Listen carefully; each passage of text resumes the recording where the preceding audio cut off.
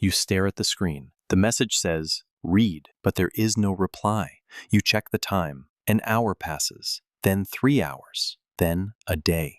You start replaying the conversation in your head, scanning for a flaw. Did you say too much? Were you too eager? Too needy? The silence starts to feel like a heavy, crushing weight on your chest. It feels like a verdict on your worth.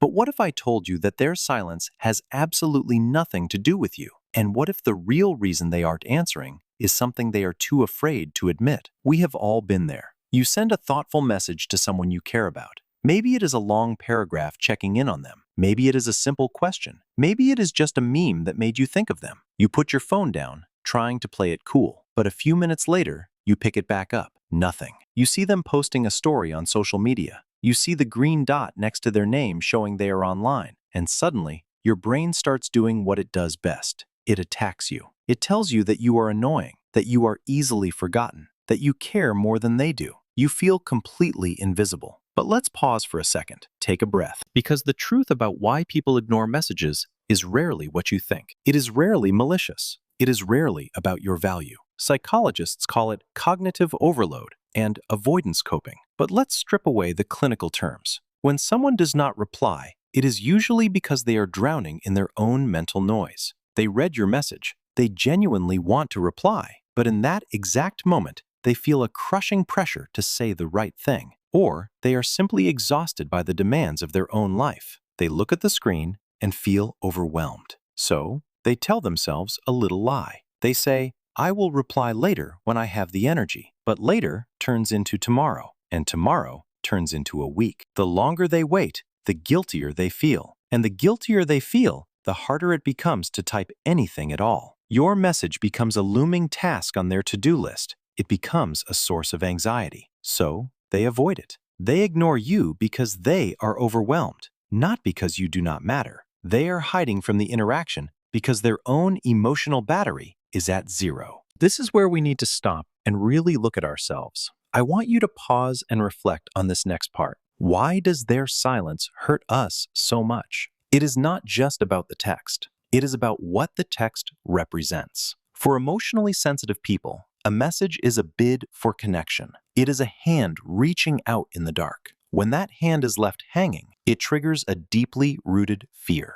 A fear of being too much. A fear of being a burden. We take their inability to respond and we make it mean something about our worth. We tell ourselves, if I mattered, they would make time. But think about your own life. Have you ever read a message from someone you deeply love, felt too tired to reply properly, and just closed the app? Does that mean you do not love them? Of course not. You were just empty. You were surviving your own day. We need to stop taking other people's emotional exhaustion as a measurement of our own value. Think about a friend who ghosts you for a week after you check in on them. You assume the friendship is fading. You assume they are talking to someone else, having more fun somewhere else. But the reality is often that they are lying in bed, staring at the ceiling, paralyzed by their own anxiety.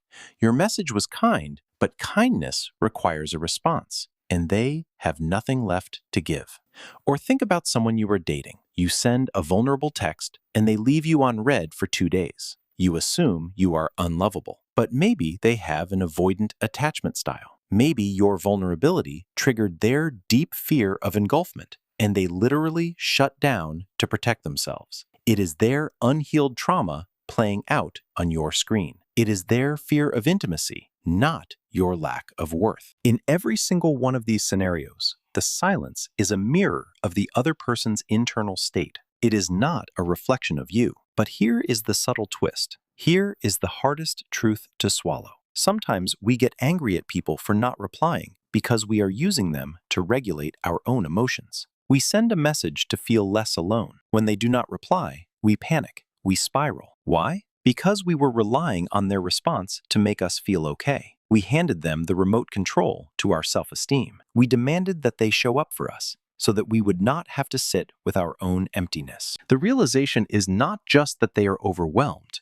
The realization is that our obsession with their reply is actually a signal. It is a signal that we are abandoning ourselves. We are waiting for a notification to save us from our own thoughts. We are asking them to do the emotional work that we need to do for ourselves. I want you to pause and reflect on that. The next time you are staring at a read receipt, ask yourself, am I upset because I miss them, or am I upset because I feel unsafe inside my own mind? When someone ignores your message, it is simply information. It tells you where their capacity is at. It tells you what they are capable of giving right now. It does not tell you who you are. So the next time you see that silence, I want you to put the phone down. Do not double text. Do not delete the message.